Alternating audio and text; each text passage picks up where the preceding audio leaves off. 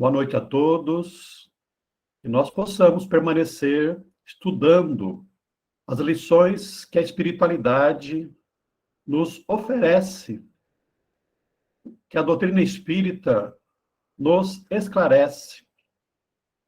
Vamos conversar hoje sobre o tema raiva, com base na série psicológica de Joana de Ângeles, especialmente no livro que ela tem, Conflitos Existenciais. Por que nós devemos falar, pensar, refletir sobre a raiva? Porque a raiva, primeiramente, faz mal para nós, faz mal para o próximo. E se nós queremos ser felizes, porque esse é o objetivo de estarmos na vida, reencarnados, nós devemos, quanto antes, estar trabalhando as nossas más tendências, as nossas más inclinações, para nos tornarmos logo melhores, portanto, mais felizes desde agora. Além disso, esse sentimento de raiva, falamos de um sentimento patológico, e nós vamos ver mais para frente, é contrário à lei de Deus.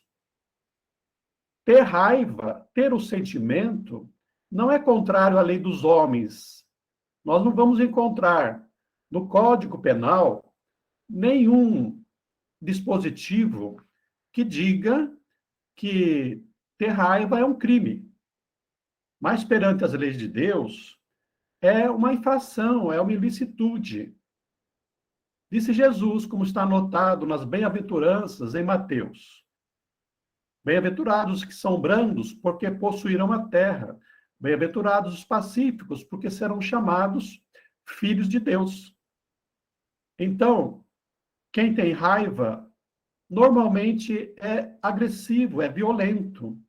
Mas nós seremos felizes quando formos brandos, como quando formos pacíficos. Mas também diz a doutrina espírita, como está anotado em O Livro dos Espíritos, no item 107, os bons espíritos não experimentam ódio, rancor, inveja ou ciúme, e fazem o bem pelo bem. Portanto, se nós quisermos ser espíritos bons, devemos estar trabalhando a nossa intimidade para não termos ódio, que é uma outra forma de nós expressarmos a raiva, rancor, inveja. Enfim, fazermos o bem. A raiva é um sentimento de contrariedade por uma situação não desejada pelo indivíduo. Ou seja, eu não quero, mas acontece. Eu não quero ser despedido, perder o emprego, mas o patrão me manda embora. Pode surgir daí um sentimento de raiva pela contrariedade, ou por um conflito expresso ou oculto entre o desejo e sua não satisfação. Aqui é o contrário, ou seja, eu quero, mas não acontece. Eu aposto na loteria e quero ganhar R$ 1 milhão, mas não sou premiado, né? Quero, mas não acontece. Quero passar no vestibular, mas não sou aprovado. Pode surgir daí também a raiva, né? Então, de qualquer maneira, esse sentimento de contrariedade surge constantemente no nosso dia a dia. Quero e não acontece, não quero e acontece. Aprender a lidar com essas contrariedades que nós enfrentamos na vida é uma arte, é uma sabedoria, é um processo de crescimento espiritual, mas muito importante para a nossa felicidade. É claro, uma raiva natural, que é decorrente lá do nosso instinto de preservação. Então, eu me defendo contra uma agressão, diante de um perigo, diante de um ataque, diante de uma necessidade não atendida, surge um sentimento que é lá decorrente desse instinto lá dos primatas, dos homens das cavernas, para não dizermos dos animais. Alguém tenta roubar, naquele tempo, a minha comida, a minha parceira, e isso me contraria e faz surgir em mim um sentimento, uma emoção. Primeiro, a raiva é uma emoção que faz com que eu tenha uma atitude para combater aquela contrariedade, para evitar o perigo que se apresenta à nossa frente. Mas quando nós falamos de raiva mesmo, nós vamos ver que o que importa é a raiva patológica. Na medida que nós vamos evoluindo, isso que nós chamamos de raiva, quer dizer, nos espíritos mais evoluídos, mais bondosos, essa raiva se converte num sentimento que nós chamamos de indignação. É a indignação perante o crime, perante o mal, perante a injustiça. O espírito bom superior, ele não é indiferente às ocorrências negativas, conflituosas que acontecem na vida. Ele age para neutralizar o mal, para fazer o bem preponderar. Então, essa indignação é esse sentimento positivo de atitude para o bem que os espíritos superiores possuem, já conquistaram, transformando esse sentimento, essa emoção muitas vezes desequilibrada, que faz com que nós causemos prejuízo ao próximo e a nós mesmos. Então, essa indignação é uma emoção, uma atitude benéfica por causa dos acontecimentos que acontecem na nossa vida, diante das expectativas. E isso nos motiva a expressar ou agirmos para a resolução de um conflito. A imagem se reporta aqui ao Gandhi, que ficou indignado com a dominação dos ingleses sobre os hindus, né, o povo indiano, e teve uma atitude que foi a sua resistência pacífica, também chamada de desobediência civil. E com isso conseguiu que a Índia fosse libertada dessa servidão. Então, essa raiva patológica é que faz muito mal, que nós devemos estar trabalhando, que é quando foge ao controle do indivíduo, obscurecendo-lhe a razão e perturbando-lhe o equilíbrio, gerando agressividade e produzindo danos emocionais de pequeno ou grande alcance, né? Mesmo contra objetos, contra coisas, contra animais, contra pessoas, contra a sociedade, nós vamos aí sentindo tanta raiva que nos leva a um descontrole das nossas emoções, dos nossos pensamentos, do nosso raciocínio, de tal maneira que quando nós estamos envolvidos pela raiva, dominados pela raiva, nós temos impulsos emocionais, frutos daquele passado de emoções desequilibradas, do nosso instinto, e quase sempre nós agimos violentamente, imediatamente, sem ter a oportunidade, a calma, o equilíbrio, para percebermos se convém agir de maneira agressiva. Então, essa raiva, né, essas emoções desequilibradas, é que acabam gerando para nós grandes prejuízos na nossa vida. Muitas vezes, nesse momento, nós complicamos a nossa reencarnação. Por exemplo, matando alguém. Muito comum no trânsito. A raiva tem causas. A causa é a nossa imperfeição, é o nosso passado. As causas profundas são aquelas que estão na intimidade do espírito, decorrente das diversas experiências que nós vivemos no passado, decorrentes da nossa imperfeição mesmo, com predomínio do ego, né, que é a nossa personalidade, o orgulho e o desejo de dominação. Então, o egoísmo, o orgulho, que são as grandes chagas que ainda persistem na humanidade, é que acabam determinando isso, o predomínio do ego, o desejo de nós nos impormos. E nessas condições, nós não aceitamos ser contrariados. Então, a pessoa sensível, a pessoa que se melindra, que fica com raiva por qualquer coisinha, um disse-me disse qualquer, se for se analisar, vai ver que lá no fundo tem o orgulho. Porque o manso, o brando, o humilde, né, eles são calmos, eles entendem a situação, eles compreendem, toleram, perdoam. Também a culpa registrada no inconsciente. Crimes que nós cometemos em vidas passadas, que impõem ao indivíduo a falsa tese, a crença de que o mundo é hostil e colocam em permanente posição de autodefesa.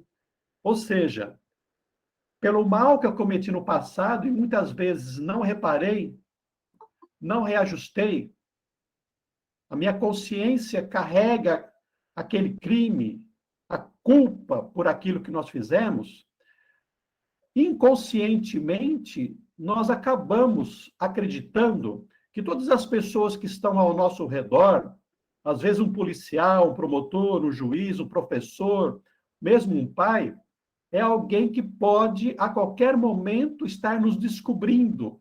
Isso é tudo inconscientemente. Estar nos descobrindo e nos punindo de alguma maneira. Daí surge uma autodefesa, né?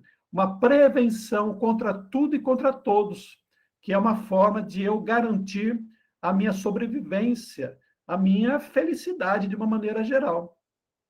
Só mesmo trabalhando com terapeutas, o Centro Espírita não ajuda nós encontrarmos essas causas escondidas na nossa inconsciência, mas um terapeuta experiente pode nos ajudar a alcançar isso.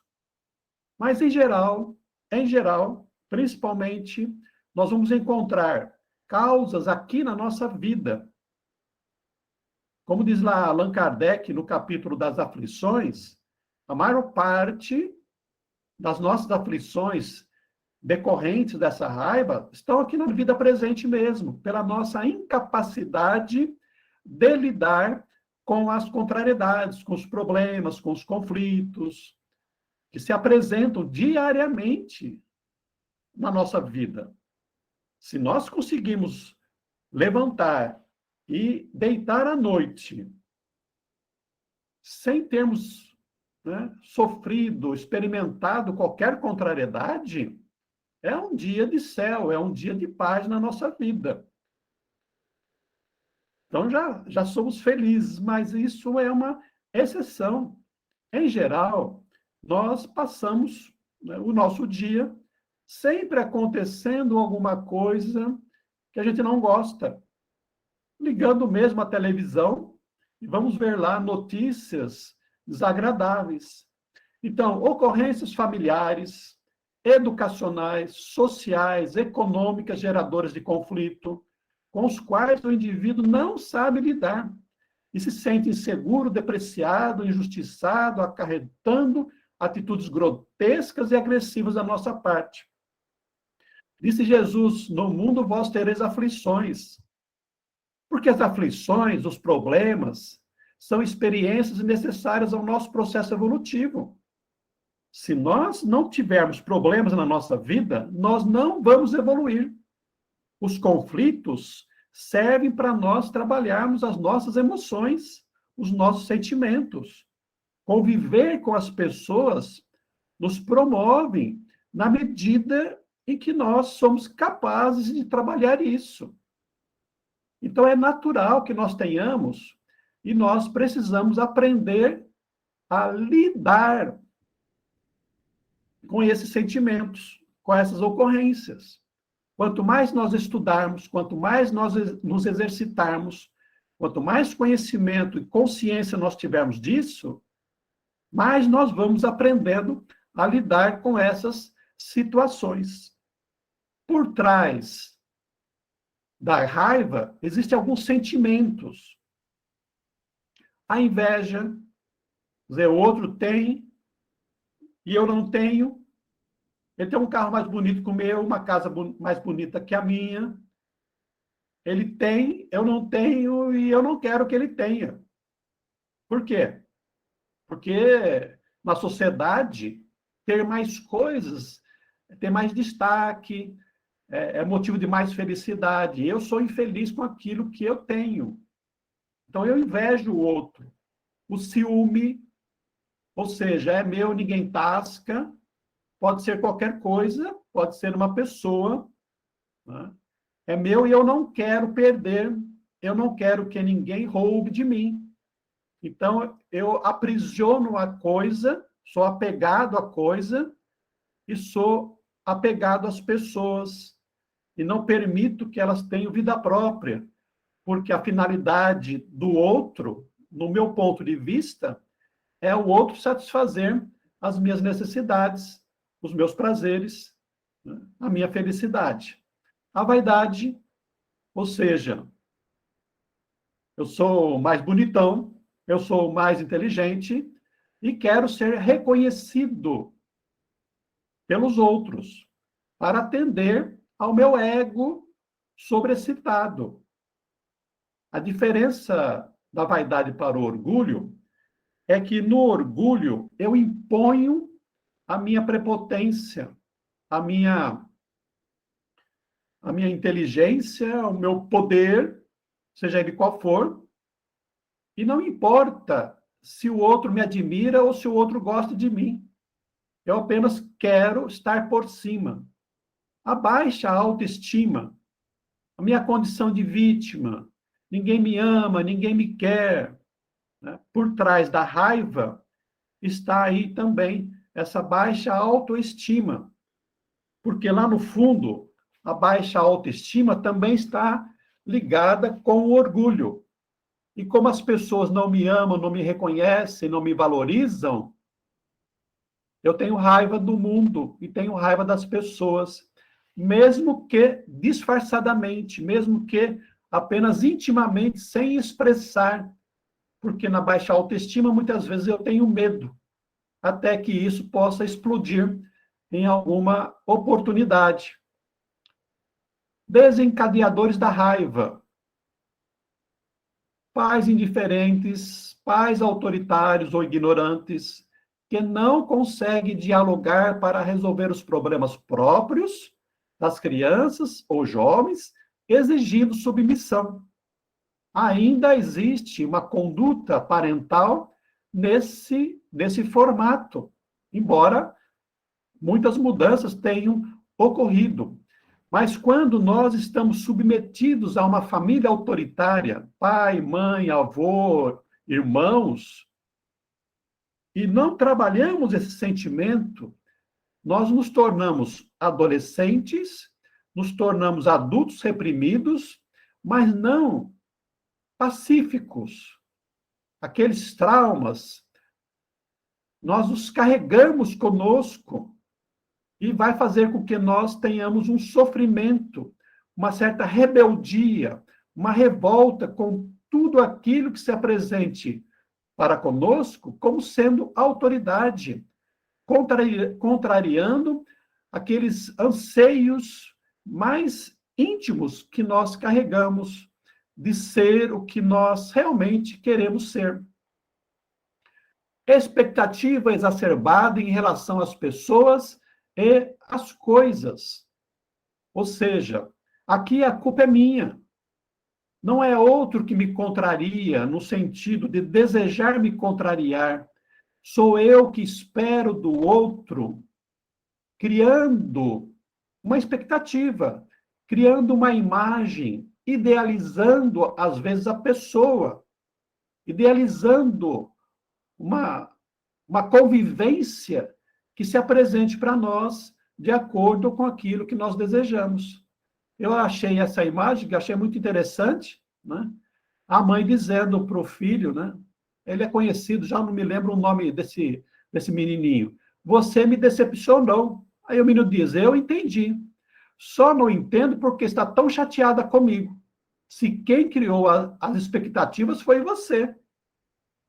Então, nós nos frustramos por culpa nossa mesmo. Então, por exemplo, num casal, é a mulher que, mesmo conhecendo as deficiências do marido, acredita que casando vai mudá-lo. Ela criou uma expectativa. Ele bebia, não, depois que nós casarmos, eu vou fazer ele parar. Ou era de ficar com os amigos, churrasco, jogo, não, depois ele vai se acomodar. Então, a mulher criou uma expectativa, assim como pode acontecer com o homem, ou nós em relação aos filhos. Imaginamos que os filhos serão inteligentes, serão bonitos, e aí quando nasce com algum problema, alguma deficiência, nós ficamos frustrados e ficamos com raiva de Deus, do mundo, às vezes do companheiro que teria um gene deficiente, né? Ou o aluno que não vai bem na escola, que não tira nota 10, mas fomos nós que projetamos nos nossos filhos aquilo que nós idealizamos, ou seja, as nossas expectativas. Falsa compreensão da ocorrência desagradável ou da intenção alheia. Sabe quando nós entramos num lugar e tem duas pessoas conversando e param de conversar? Vocês estavam falando mal de mim. Ela se coloca num pedestal em que as pessoas estão muito preocupadas com ela. Não, às vezes nós estamos falando de outras coisas que não tem nada a ver com ela, mas porque nós paramos de conversar, porque às vezes a conversa é particular, ninguém precisa ficar sabendo, ela acha que a questão é com ela mesma, né? Então nós ficamos suspeitando que os outros estão falando de nós, porque olhou, às vezes, de uma maneira errada. Né? Uma falsa compreensão da ocorrência desagradável. Quase sempre nós agimos assim. Né? Não somos atendidos numa situação. Acontece um acidente, um problema, nós já ficamos destrambelhados emocionalmente, ficamos revoltados. Mas, muitas vezes, uma situação que nos contraria, desagradável, acaba se tornando um bem para nós. Às vezes, perder o emprego. Acompanhando a pandemia, a televisão mostrou muitas reportagens de pessoas que, na pandemia, perderam o emprego e foram colocar em prática alguns hobbies, algumas qualidades, habilidades. E tiveram tanto sucesso, ganharam muito mais do que ganhavam no emprego, se tornaram empreendedores, empresários, tiveram franquias, e nem pensam em voltar naquele emprego que perdeu com a pandemia.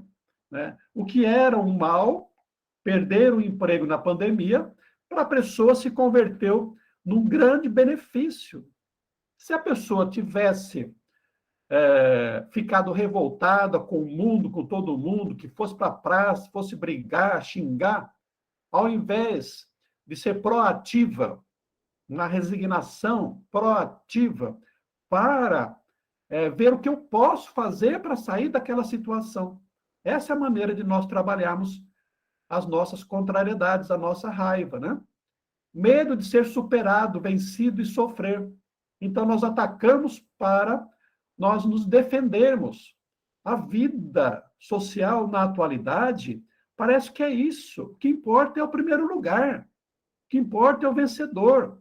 E nós ficamos brigando para ser o primeiro, para levarmos vantagem nas coisas. Por quê? Porque precisamos que a sociedade nos valorize.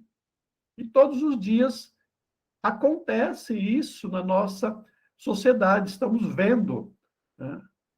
Com os artistas, com os profissionais, com os jogadores de futebol. Acontece, né? Outras ocorrências que nós podemos analisar aí e comparar a nossa vida. Conflitos no trânsito, divergência nos esportes, na política, na religião, advertências no trabalho no lar, injustiças, doenças, cansaço, estresse, prejuízos causados por terceiro, atitudes grosseiras ou maliciosas dos outros. São alguns exemplos que acontecem na nossa vida e que também nos levam à raiva. Então, como é que eu percebo que eu estou com raiva? Quem realiza o autoconhecimento já leva uma grande vantagem, porque sabe como é, sabe como pensa, sabe quais são as suas emoções, conhece o seu corpo. Então, no momento da raiva, da contrariedade, há uma produção grande de adrenalina e cortisol, causando intensa agitação, ansiedade e distúrbios físicos, emocionais e psíquicos. Já deu para quem assistiu a outra aula sobre o medo, para perceber uma paridade, né? Essas reações físicas, orgânicas, também acontecem no medo, porque no fundo, por trás da raiva, está o medo. O medo de perder, o medo de não ser valorizado, o medo de sofrer, de ter prejuízo. É o medo também. Na raiva também é o medo. Então, quais são as reações? Olha só, irritação, ressentimento, incomodação, amargura, coração acelerado, músculos tensos, respiração ofegante, sensação de sufoco, suor nas mãos. Então, esse olhar para o meu corpo já é um grande sinal para eu perceber a raiva. As minhas alterações, como eu fico quando eu estou alterado. Como é que nós vivenciamos essa raiva? A raiva pode começar por causa de uma simples insinuação de pequena monta. Esses sentimentos, né, eles surgem nas pequenas contrariedades ou nas grandes contrariedades. Às vezes, o que é pequeno para mim é grande para o outro e vice-versa. O que me aborrece pode não aborrecer o outro. E o que não me aborrece, aborrece o outro. Porque depende do processo evolutivo, dos sentimentos, das experiências que nós vamos trabalhando na nossa trajetória evolutiva. Quanto maior a agressividade interior, mais facilmente o indivíduo se entrega à raiva. Quanto mais violento eu sou, isso é uma experiência que eu venho trazendo do passado, das guerras do passado, da impulsividade do passado, e que muitas vezes se acumula na vida presente. Eu fui vítima de violência.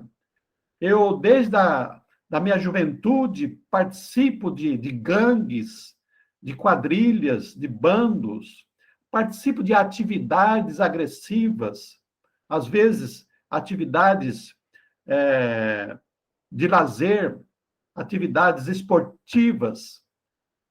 Muitas vezes a minha índole já me leva a ter um lazer agressivo, violento. Então, quanto mais violento eu sou, menos capacidade de resistência à contrariedade eu tenho. E mais facilmente eu explodo. Mais facilmente eu reajo com facilidade, com rapidez. Então, é alguém, por exemplo, que no trânsito me fecha, eu não paro para pensar. Eu já saio e vou lá para agredir. E se estou armado, já vou matando. Porque é a minha incapacidade de parar, de pensar, de refletir, porque é a minha índole. Eu não aprendi a ter um momento de paz, um minuto de reflexão diante de uma contrariedade. Pode se expressar também contra pessoas que não deram motivo para isso, ou contra animais e objetos. Então, o meu patrão, brigou comigo, eu chego em casa, bato na mulher, chuto o cachorrinho, quebro as coisas.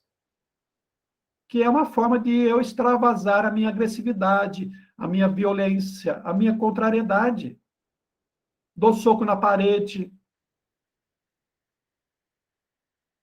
Algumas pessoas saem da agressividade para a depressão e o medo, perdendo o objetivo da vida e fixando-se nas ocorrências infelizes em relação a si mesmas. Isso acontece muito com as pessoas que estão numa condição de subalternidade, de dominação, e que não podem reagir para descarregar a sua raiva. Por exemplo, os filhos diante de pais agressivos, a mulher diante do marido violento, um empregado que precisa do emprego, do salário, diante de um patrão desrespeitoso. Então, a gente vai guardando. São almas que têm certas dificuldades, certas fragilidades, e que não conseguem reagir de maneira que deve ser reagida para resolver o problema. E vão guardando para si aqueles sentimentos que podem mais para frente explodir em forma de doença ou em forma de violência contra os outros, né? Outro meio em que está vivendo. Então, se essa pessoa não consegue se trabalhar, ela vai entrando num processo de perda, de baixa autoestima, de tristeza, de depressão. E a situação da vida pode ficar muito difícil, muito triste para ela. Também é comum a pessoa arrepender-se logo após as explosões de raiva, percebendo que a agressividade era desnecessária e caindo em vergonha, prostração e choro. Aqui já são pessoas que têm um mínimo de moralidade, que têm um mínimo de consciência com relação ao certo e ao errado. Pode acontecer, e acontece muito com pessoas religiosas, espíritas mesmo, que diante de uma ofensa, diante de uma contrariedade, racionalmente conseguiriam pensar, mas emocionalmente ainda não possui aquela inteligência emocional de Daniel Goleman, né, de agir ou reagir de maneira equilibrada. Então, explodem numa atitude emocional impensada, mas diante do resultado, que é, por exemplo, você bater num filho e percebendo o choro do filho, e percebendo o que fez, surge um arrependimento imediato. E aí você cai em si. Né? É aquela história do filho pródigo. Caiu em si. Não soube lidar com a situação, com a emoção. E então, depois entra no processo de culpa, no processo de sofrimento e, às vezes, de depressão. O hábito da agressividade pode tornar a pessoa neurastênica, estressada e mal-humorada, porque aquelas substâncias, a adrenalina, o cortisol, se permanece permanentemente no corpo e a pessoa agressiva, rebelde, raivosa, ela produz incessantemente essas substâncias, é uma situação crônica que vai levar a pessoa a realmente a destrambelhar o seu sistema nervoso. Então, ela já não consegue mais se controlar. Vai ser uma situação em que ela vai precisar do remédio do psiquiatra para controlar, reorganizar o organismo que já está totalmente descontrolado. Guardar a raiva por medo de falar ou vaidade produz um acúmulo que pode explodir quando se torna insuportável. Então, às vezes, essa pessoa que está constrangida numa situação, ela guarda tanta emoção que numa determinada ocorrência, ela pode pegar uma arma e sair matando todo mundo, agredindo todo mundo, se tornando um rebelde, como se diz, um rebelde sem causa, na sociedade. A agressividade decorrente da raiva pode acarretar sérios danos e prejuízos para os envolvidos, como lesões físicas ou morte, divórcios que poderiam ser contornados, afastamento de filhos e amigos, perda de emprego, de negócios, distúrbios físicos, emocionais e psíquicos. As consequências são aquelas mais variadas possível. A raiva não administrada será convertida em ressentimento, pelo qual surgem os sentimentos negativos toda vez que o fato de origem é recordado.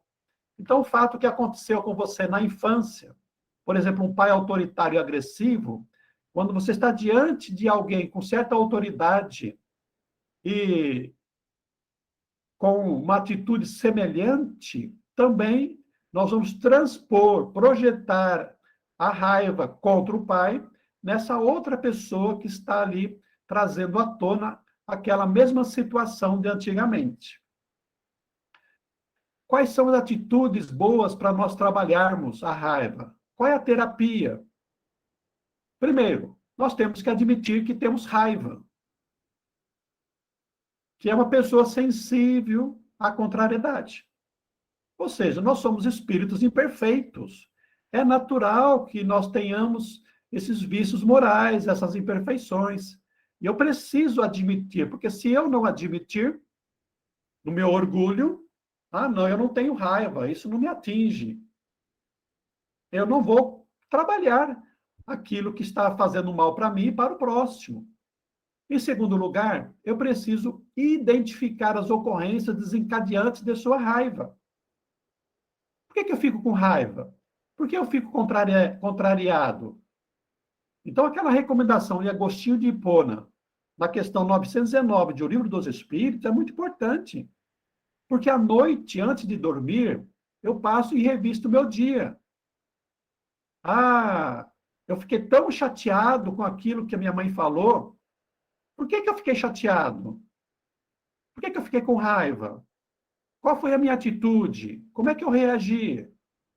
Eu tenho que analisar o que está acontecendo para trabalhar as dificuldades diante daquela situação, para que quando acontecer novamente, eu não tenha raiva, eu não fique tão contrariado.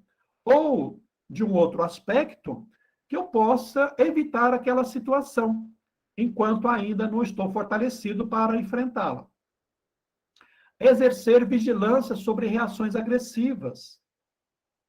O Emmanuel recomendou ao Chico Xavier a água da paz. Então, é eu estar atento. Por exemplo, eu tenho um problema com o cunhado. Todas as vezes que eu vou numa festa de família e o cunhado está lá, sai uma discussão, sai uma briga. Ainda que não chegue às vias de fato. Ora, eu vou lá para aquela família, aquela reunião de família, e sei que o cunhado vai estar lá. Ou uma irmã, ou um parente qualquer. Então, eu já me preparo emocionalmente para não conflitar, para não discutir, para não revidar. Né? E, se for o caso, usar mecanismos. Né? A água da paz, ficar com a água na boca até passar a minha contrariedade. No momento da ofensa ou contrariedade, não se defender de pronto. Silenciar, respirar profundamente, pedindo a si mesmo calma e rogando auxílio do mentor espiritual. Outro dia, já faz tempo, eu vi uma situação, uma piada, né? Na internet. Uma senhora estava no supermercado e via ali um senhor idoso conversando com o neto. Ele dizia, calma, José, calma, José. E ela foi acompanhando aquele senhor e parou perto dele e falou, olha, eu queria parabenizá-lo, porque eu estou vendo aqui que o senhor é uma pessoa muito paciente, né? Está toda hora pedindo calma para o seu neto José. Ele disse assim, não, José sou eu. Né? Então, é um mecanismo. Está numa situação, está no trânsito estressante. Calma, Donizete, calma, vai passar, daqui a pouco vai melhorar. Então, está numa situação difícil, Fala consigo mesmo, né? Calma, fica tranquilo. É uma maneira de nós condicionarmos a nossa mente. Atenuar os efeitos da raiva com caminhadas, exercícios respiratórios, com o choro, né? Pode chorar para aliviar a tensão, banho relaxante, leitura evangélica, dança, canto, oração, passes e água fluidificada. Então vejamos que nós temos mecanismos que nos ajudam a adquirir essa calma, né? Essa tranquilidade, essa serenidade. Mas é um esforço, é um processo. Não adianta dizer assim, amanhã eu vou ser calmo, amanhã eu não vou reagir agressivamente. Isso não existe, é todo um processo que às vezes demora encarnações. A gente vem guerreando muitas encarnações. Então, é preciso treinar, é preciso criar o hábito, o bom hábito. Analisar as advertências ou implicações do outro, ainda que apresentadas de forma agressiva ou indelicada, acolhendo o que possa ser útil. Então, é aquela empatia, é eu me colocar no lugar do outro. Por que ele disse aquilo para mim? Por que ele pensa daquele jeito, diferente da minha maneira de ser? Será que ele está certo e eu estou errado? Quer dizer, quando eu já sou capaz de fazer essa reflexão, fica mais fácil eu me equilibrar diante de uma ocorrência. Por que ele está agindo tão bravo daquele jeito? Às vezes você vai numa repartição pública e é destratado. Às vezes ele está doente, mas ele está com problemas também.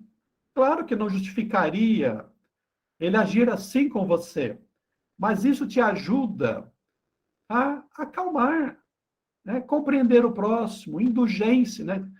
O que é caridade, né? É o BIP, benevolência para com todos, indulgência para com as faltas alheias e perdão das ofensas.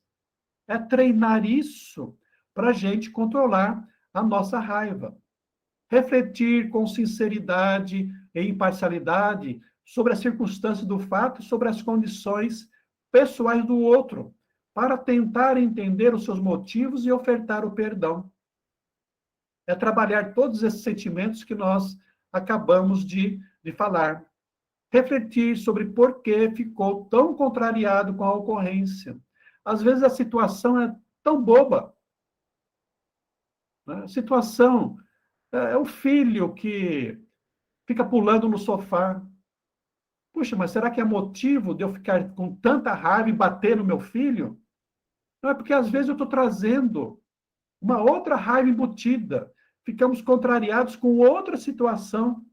E agora, por um nada, uma besteirinha do filho, ou da mulher, ou do marido, nós explodimos de maneira desproporcional. Externar a indignação ou contrariedade em momento e local apropriados após ter recobrado a calma. Ou seja, eu não preciso aceitar todas as situações em que eu sou contrariado. Mas devo tratar dessa contrariedade, da situação do conflito, no momento certo, tendo o coração tranquilo, sem ofensas, sem agressões, para alcançarmos uma solução adequada. Treinar a paciência, o autocontrole e o desculpar na vivência das pequenas contrariedades do cotidiano. Então, aquela questão do treino e da formação do hábito. Comecemos pelas pequenas coisinhas que nos desagradam, pensando assim, isso não é nada, isso é bobagem. Eu trabalhei muito tempo como juiz da infância e atendia jovens em situações terríveis, na droga, no crime, né, fora da escola. E isso me ajudou a ser mais tolerante com os meus filhos pequenos. Não displicente com relação ao processo educativo, mas aprendendo a tolerar, a contornar certas atitudes dos nossos filhos, normais, mas que muitas vezes aborrecem os pais. Cultivar boas leituras, porque enriquecem a mente com ideias otimistas, substituindo os clichês psíquicos viciosos. Nós sabemos de pessoas que gostam das lutas de MMA, de boxe, né, porque ali extravasam a própria violência, mas que podem transferir isso para o seu cotidiano, a tentar uma vida mais tranquila, questões mais elevadas, a religião, isso ajuda bastante. Mas, se não for possível, ajuda a terapia psicológica adequada para se descobrir as causas profundas da raiva. E se nós trabalharmos tudo isso, nós já poderemos começar a ser um pouco mais felizes, viver momentos felizes já aqui nesta reencarnação.